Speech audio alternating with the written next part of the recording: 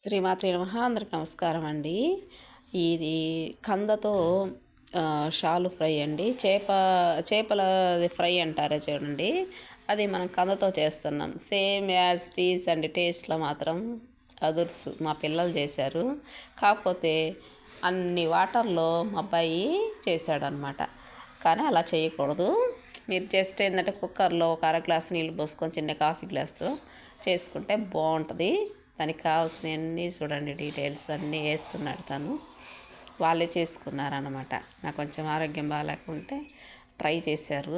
తనకు చెన్నైలో చేస్తాడు, అందుకని చెప్పేసి చేశారు.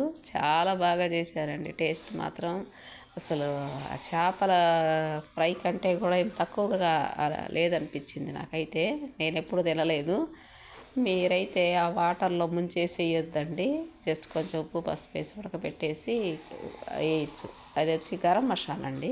నేను చేసిన ఇంట్లో గరం మసాలా, కొంచెం బియ్యపిండి, పసుపు, ఉప్పు, కారం, ఇవి కొంచెం మిరియాలు, కొంచెం బియ్యపిండి వేసారండి. ఇంకా శనగపిండి ఏమీ లేదు. అల్లం వెల్లుల్లి పేస్ట్ ఇవన్నీ కలిపి కొంచెం వాటర్లో కలిపి కొంచెం నిమ్మకాయ కూడా పిండేసాడు.